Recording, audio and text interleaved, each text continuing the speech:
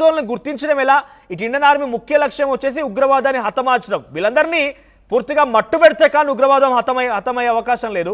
So వారందరినీ ఎలా గుర్తించబోతోంది? ఆ నిర్మానుష్యమైన ప్రాంతాల దగ్గర ఇంకేదైనా చాలా కీలకమైనటువంటి యుద్ధ సామాగ్రిని కానివ్వండి, బాంబులను, ఇతరత్ర విషయాలని ఇండియన్ ఆర్మీ గుర్తించిందా? దాడికి సమాధానంగా ఇప్పుడు భారత్ నుంచి ప్రతీకార దాడులు జరుగుతాయన్న భయంతో పాకిస్తాన్ ఆక్రమిత కాశ్మీర్ పిఓకే వ్యాప్తంగా ఉన్నటువంటి అనేక ఉగ్రవాద స్థావరాలను అయితే ఖాళీ చేస్తూ వారిని సైనిక శిబిరాల్లోకి లేదా బంకర్లోకి పాకిస్తాన్ ప్రభుత్వం తరలిస్తున్నట్టయితే నిఘా వర్గాలు ప్రస్తుతం అంచనా వేస్తున్నాయి. సో ఇప్పటికే పిఓకే వ్యాప్తంగా ఉన్నటువంటి ఉగ్ర స్థావరాలన్నీ కూడా దాదాపు ఖాళీ చేస్తున్నట్టుగానే సమాచారం. భారత భద్రతా సంస్థలు అనేక ఉగ్రవాద స్థావరాలను గుర్తించడంతో పాక్ వెంటనే వారిని సురక్షిత ప్రదేశాలకు తరలించడం మొదలుపెట్టినట్టుగా తెలుస్తోంది. పిఓకే వ్యాప్తంగా చాలా ప్రాంతాల్లో ఈ ఉన్నాయి. ముఖ్యంగా సర్జీ, తర్వాత దూచ్నియల్, అలాగే ఐత్మోగం, జురా, లిఫా, అలాగే లచ్చిబన్, ఫార్వర్డ్, కహతా, కోట్లీ, ఖైరట్టా, మంధర్, నిఖాయిల్, చమన్కోట్, జన్కోటే ఇట్లాంటి కొన్ని ప్రదేశాలు ఉన్నాయి. కొన్ని పేర్లు డిఫరెంట్ గా ఉంటాయి. సో ఈ స్థావరాల్లో తలదాచుకున్న ఉగ్రవాదులను సైనిక శిబిరాల్లోకి, బంకర్లోకి బదిలీ చేస్తున్నట్టుగా తెలుస్తుంది. సో ఆ రకంగా ఇప్పటికైతే పాకిస్తాన్ ప్రభుత్వం ముఖ్యంగా అప్రమత్తం అవుతుంది. ఈ ఉగ్రవాదులను పెంచి పోషిస్తున్న పాకిస్తాన్ ప్రభుత్వం ఇప్పుడు వాళ్ళందరినీ కూడా బంకర్లు, ఆర్మీ షెల్టర్లకి పంపిస్తున్న వార్తలు వస్తున్నాయి. ఎందుకంటే ఏ క్షణమైనా భారత్ దాడి చేసే అవకాశాలైన ఊహాగానాలతో ప్రస్తుతం పీవీకోలని ఉగ్రవాదులందరినీ కూడా కాపాడే ప్రయత్నం పాకిస్తాన్ సైన్యం అయితే చేస్తోంది. ఇక పహల్గామ్ లో ది రెసిస్టెన్స్ ఫోర్స్ చేసినటువంటి మారణ హోమంతో ప్రతి ఒక్కరి భారతీయ రక్తం అయితే మరిగిపోతుంది. తీసుకోవడం కాకుండా పాక్ గడ్డటువంటి ఉగ్రముఖల్ని డిమాండ్ అయితే దేశవ్యాప్తంగా వస్తుంది. దీంతో ఒకసారి భారత్ పాక్ మధ్య ఉద్రిక్తల వేళ యుద్ధం రావచ్చనే ఊహాగానాలతో ఇప్పుడు ఈ రెండు దేశాల సరిహద్దుల మధ్య తీవ్ర ఘర్షణ అయితే తలెత్తుంది. ఢిల్లీలో కీలక పరిణామాలు చోటుకుంటున్నాయి. ముఖ్యంగా ప్రధాని, అలాగే రక్షణ మంత్రి, హోంమంత్రి వేరువేరుగా అనేక భేటీలు నిర్వహించి ఏం చేద్దామనే దానిపై సమాలోచనలు జరుపుతున్నారు. ఈ మొత్తం ఈ సూచనలు, హెచ్చరికలు అన్ని కూడా ఇస్లామాబాద్ చేరుతున్నాయి. ఈ నేపథ్యంలోనే ఉద్రిక్త పరిస్థితుల్లో పాక్ అలర్ట్ అయింది. ఇప్పటికే సరిహద్దులో భారీగా సైనికులు, ఆయుధాలను మోహరించడం తెలుస్తుంది. తాజాగా మరిన్ని చర్యలు అయితే చేపట్టినట్టుగా తెలుస్తుంది. ఇక పాకిస్తాన్ వైపు ఉన్నటువంటి ఆక్రమిత కాశ్మీర్ నుండి అనేక ఈ ఉగ్రవాద శిబిరాలను అయితే పాక్ తరలిస్తున్నట్టయితే సమాచారం. ముఖ్యంగా నిఘా సంస్థలు పిఓకేలో అనేక దేశీయ ఉగ్రవాద స్థావరాలను గుర్తించిన వేళ ఈ చర్యలు అయితే చేపడుతున్నట్టుగా తెలుస్తుంది. సో ఆ రకంగా చాలా ప్రాంతాలున్నాయి.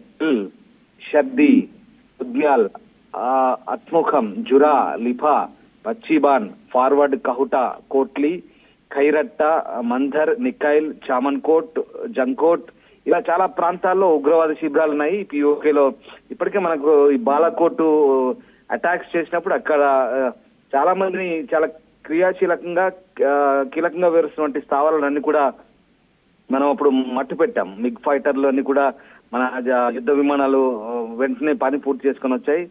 ఆ ప్రాంతంలో అక్కడ అన్నింటినీ కూడా స్థావరాలను నాశనం చేసిన పరిస్థితి. సాధారణంగా ఈ ఉగ్ర స్థావరాల ద్వారా నియంత్రణ రేఖ దాటి జమ్మూ కాశ్మీర్ లోకి చొరబడే ముందు వారికి ఇవి ముఖ్యమైన కేంద్రాలుగా పనిచేస్తాయి. అక్కడి నుంచి వాళ్ళకు పూర్తిగా సంకేతాలు వస్తాయి. అక్కడి నుంచే సమాచార వ్యవస్థ, అక్కడి నుంచి ఏం చేయాలి, వాళ్ళు ఎట్లా వెళ్ళాలి, ఎక్కడి నుంచి ఎట్లా అటాక్ చేయాలనే రూట్ మ్యాప్ కూడా అక్కడి నుంచి వాళ్ళకు క్లియర్ గా ఈ స్థావరాల నుంచి అక్కడ వాళ్ళకు పంపిస్తుంటారు. సో ఆ రకంగా ఇప్పుడు 22వ తేదీన జరిగిన పహల్గామ్ దాడి సంబంధించి కూడా అక్కడి నుంచే దాదాపుగా పూర్తి ఇండికేషన్స్ అన్ని కూడా అక్కడి నుంచే వచ్చాయి. అక్కడి నుంచే గైడ్ చేసినట్టుగా మన నిఘా వర్గాలు భావిస్తున్నాయి. సో ఆ రకంగా అయితే మనం టార్గెట్ ఒకటే, పిఓకేలో ఉన్నటువంటి ఈ ఉగ్రవాద శిబిరాలని పూర్తిగా మట్టు పెట్టాలి. ముఖ్యంగా అక్కడ నుండి మౌలిక సదుపాయాలు రక్షించడానికైతే పాక్ సైన్యం ప్రయత్నిస్తున్నట్టుగా తాజా చర్యలతో మనకి ఇక్కడ అర్థమవుతుంది. సో ఆ రకంగా గత వారం అయితే పాకిస్తాన్ ఆక్రమిత కాశ్మీర్ లో ఉన్నటువంటి 42 ఉగ్రవాద స్థావరాలు, శిక్షణ కేంద్రాలకు భారత బలగాలని గుర్తించాయి. సో దాదాపు ఇక్కడ 150 నుంచి 200 మంది ట్రైనింగ్ పొందుతున్నట్టుగా తెలుస్తోంది. సో సరిహద్దు దాటి భారత్ లోకి చొరబడేందుకు వాళ్ళంతా కూడా రెడీగా ఉన్నట్టు నిఘా వర్గాలు చెప్తున్నాయి. హిజ్బుల్ ముజాహిద్దీన్ కావచ్చు, జైషే మహమ్మద్ కావచ్చు, లష్కర్ తైబా 60 మంది విదేశీ ఉగ్రవాదులు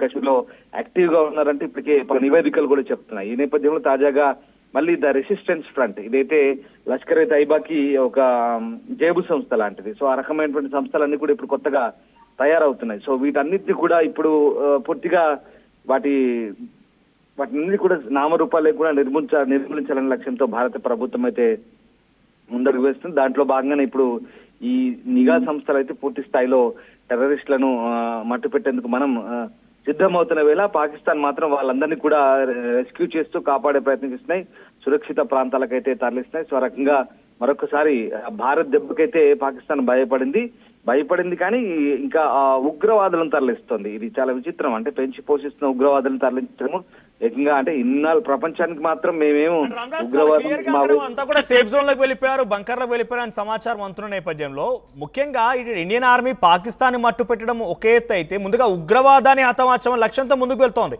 సో ఈ రోజు ఈ ఉగ్రవాదులందరూ కూడా హిజ్బుల్ ముజాహిదీన్ సంబంధించినటువంటి కారు కావచ్చు, జైషీ మహమ్మద్ కావచ్చు, లష్కర్ ఇ తోయిబా ఇటువంటి 17 ఉగ్రవాద సంస్థలకు సంబంధించిన టెర్రర్ క్యాంప్స్ ని వారంతా సేఫ్ జోన్లోకి వెళ్ళిపోయిన తర్వాత వారిని ఎలా పసిగట్టబోతోంది ఇండియన్ ఆర్మీ? వాళ్ళని ఆ బంకర్లో అంటే వారి యొక్క సేఫ్ జోన్స్ని ఎలా మట్టు పెట్టబోతుంది? ఎందుకంటే ఈ వీళ్ళని కనుక తుంచేస్తే, వీళ్ళని కనుక మట్టు పెడితే ఈ ఉగ్రవాదానికి కొంత ముగింపు పలకొచ్చు. కాబట్టి ఏ రకంగా ఉండబోతోంది అవి? సో ఖచ్చితంగా అంటే గతంలో జరిగిన సర్జికల్ స్ట్రైక్స్ కు ఈసారి ఆ స్ట్రైక్స్ కు భిన్నంగానే ఉండబోతున్నట్టుగా తెలుస్తుంది. సో పిఓకలో ఉన్నటువంటి ఈ లాంచ్ ప్యాడ్స్ ఏవైతే ఉన్నాయో టెర్రరిస్ట్ లాంచ్ ప్యాడ్స్ అవన్నీ కూడా ప్రస్తుతం వాటిని పూర్తి స్థాయిలో మన వ్యవస్థలు, నిఘా వ్యవస్థలు, ముఖ్యంగా ఆధునిక టెక్నాలజీని ఉపయోగించేప్పటికీ పూర్తి స్థాయిలో ఫైండ్ అవుట్ చేశారు. వాటన్నిటి కూడా టార్గెట్స్ ఫిక్స్ చేసి పెట్టినట్టుగా తెలుస్తుంది. సో ఆ రకమైనటువంటి సమాచారాన్ని మనం బయటికి వెళ్ళినప్పుడు కూడా ఖచ్చితమైనటువంటి ఒక నిర్దేశిత లక్ష్యాలను ఎంచుకున్నట్టుగా తెలుస్తుంది భారత ప్రభుత్వం. సో ఆ రకంగా ఆ ఆర్మీ షెల్టర్లు, బంకర్లకు ఇవన్నీ కూడా ఏ రకంగా టార్గెట్ చేయాలో ఇప్పటికే ఆ క్రియాశీలకంగా ఉన్నటువంటి ఆ లాంచ్ ప్యాడ్లు అన్నిటి కూడా ఏ రకంగా ఫైండ్ అవుట్ చేశారో ఏ రకంగా టార్గెట్ చేయాలో కూడా మనం నిర్దేశించుకున్నట్టు తెలుస్తుంది. సో మొత్తం మీద ఇప్పటికైతే పాకిస్తాన్ ఓవైపు అంటే ఇప్పటికే ఉగ్రవాద సంస్థలు ఉగ్రవాదాలని గ్లోబల్ టెర్రరిస్ట్ గా పాకిస్తాన్ ముద్రపడిపోయింది. అక్కడ ఉగ్రవాదాన్ని పెంచి పోషిస్తున్న నేపథ్యంలో ఇక లష్కర్ ఎ తోయిబా అంశం అటు ముఖ్యంగా యునైటెడ్ నేషన్స్ చాలా వరకు ఉగ్రవాద సంస్థలు పాకిస్తాన్ నుంచే పుట్టాయి, పాకిస్తాన్ ప్రేరేపిత ఉగ్రవాద సంస్థలు కానీ గుర్తించి చాలా వరకు ఆర్థిక సహాయం నిలిపివేసింది. అంతర్జాతీయ సాయం కూడా వాళ్ళకు నిలిచిపోయిన పరిస్థితి. అటు ఐఎంఎస్ నుంచి కొంత నిధులు తెచ్చుకుంటున్నప్పటికీ కూడా ఉగ్రవాద ముద్ర పడిన నేపథ్యంలో వాళ్ళకు నిధులు ఆగిపోయినాయి. దీంతో వెంటనే ఏం చేశారు, గత కొన్ని సంవత్సరాల క్రితం వెంటనే అవన్నీ కూడా మేము నిషేధించామంటూ వాళ్ళు కూడా ఇప్పుడు ఆ సంస్థలు లేవంటూ లష్కర్ ఎ తోయిబా అసలు లేనే లేదు, దాని రూపమే లేదంటూ పాకిస్తాన్ రక్షణ మంత్రి చెప్తున్నారు. కానీ మనం విదేశీ మీడియాతో మాట్లాడారు మొన్ననే స్కై న్యూస్ తో మాట్లాడినప్పుడు మనం ఆ వీడియో కూడా మనం ప్లే చేస్తాం. అవసరమైతే ఇప్పుడు మళ్ళీ ఒకసారి మనం ప్లే చేసుకోవచ్చు. సో రక్షణ మంత్రి ఏం చెప్పారు, మేము 30 ఏళ్లుగా మేము చేస్తున్న పని అనేది పెంచి పోషిస్తున్నాం, మేము తప్పు చేశాం, మేము చేస్తున్నటువంటి చండాలమైన పని కేవలం కొన్ని దేశాలను, పాశ్చాత్య దేశాలను సంతృప్తి పరచడానికి పొరపాటు జరిగింది. సో ఆ రకమైనటువంటి తప్పును మేము ఇప్పుడు కడిగేసుకుందామనే ప్రయత్నం చేస్తున్నాం అంటూ ఆయన చెప్తున్న మాటలు అవన్నీ కూడా ప్రపంచం మొత్తం విన్నది. ఆ రకంగా ఉగ్రవాదాన్ని పెంచి పోషించి ఎవరిననేది మనకు చాలా క్లియర్ గా అర్థమవుతుంది. సో ఆ రకంగా ఇప్పుడు సిమ్లా ఒప్పందాన్ని రద్దు చేసుకున్నారు, ద్వైపాక్షిక ఒప్పందాలను వాళ్ళే రద్దు చేసుకున్నట్టు ప్రకటించారు, గగనతలాన్ని కూడా అనుమతి రద్దు చేస్తున్నట్టు ప్రకటించారు. సో ఈ క్షణంలో ఎప్పుడైనా యుద్ధం ప్రారంభమయ్యే అవకాశం ఉందని నిపుణులు అంచనా వేసిన నేపథ్యంలో ఇప్పుడు వాళ్ళు కూడా అంతర్జాతీయంగా కొన్ని దేశాలున్నాయి వాళ్ళకు, తుర్కీ కావచ్చు, అలాగే ఇరాన్ కావచ్చు, ఇటు చైనా కావచ్చు, ఇలాంటి అంటే ఆ ఇరాన్, తుర్కీ ఇవన్నీ కూడా దాదాపుగా ఆ ప్రాంతాలన్నీ కూడా హమాస్, హిజ్బుల్లా ప్రాంతాలే, అక్కడంతా కూడా టెర్రరిస్టులే. సో టెర్రరిస్టులు అంతా వాళ్ళు ఒకటైనట్టుగా ఇప్పుడు ఉంది పరిస్థితి. అక్కడ నుంచి కొన్ని సామాగ్రి అందుతున్నట్టుగా తెలుస్తుంది పాకిస్తాన్కి. అంటే పాకిస్తాన్ వాళ్ళ పోయి కాళ్ళ వేళ్ళు పట్టుకుంటే మాకు ఒంటరిగా ఉంటామంటే ఇప్పుడు వాళ్ళకు కావాల్సినటువంటి సహాయాన్ని కొంత సామాగ్రి రూపంలో పంపిస్తున్నట్టుగా తెలుస్తుంది. మనకు హెర్క్యులస్ విమానాలు కొన్ని టర్కీ నుంచి వచ్చినట్టుగా ఆల్రెడీ సమాచారం, కరాచీ వైపు లేదా లాహోర్ వైపు దిగినట్టుగా తెలుస్తుంది, రావల్పిండి స్థావరాలకు వచ్చినట్టు తెలుస్తుంది. ఆ రకంగా అంటే ఇక్కడ యుద్ధ సన్నాహాలకు అటు సిద్ధమవుతూనే మరోవైపు ఉగ్రవాదులను కూడా కాపాడే పనిలో ఉంది. సో ఆ రకంగా బట్ ఏదేమైనా మనమైతే కొన్ని కీలక స్థావరాలను గుర్తించినట్టుగా ఆర్మీ చెప్తుంది. టెర్రర్ క్యాంప్స్ అన్నిటిని కూడా పూర్తిగా ప్రస్తుతం ఖాళీ అయిపోయింది. వారంతా కూడా బంకర్ లోకి, సేఫ్ జోన్ లోకి వెళ్ళిపోయారు. కాబట్టి ఇప్పుడు ఈ సమయంలో డెఫినెట్ గా వారిని పట్టుకోవడం ఒకే అయితే పిఓకేని ఆక్యుపై చేయడం ఎంత అంటే ఎటువంటి విధంగా ఉండబోతుంది? అంత ఈజీగా ఆక్యుపై చేయొచ్చు అంటారా? ఆర్మీ బలగాలు ఒక్కసారిగా పిఓకే వైపుగా దూసుకు వెళ్తే దాన్ని పూర్తిగా భారత్ లో కైవసం చేసుకోవచ్చు అంటారా?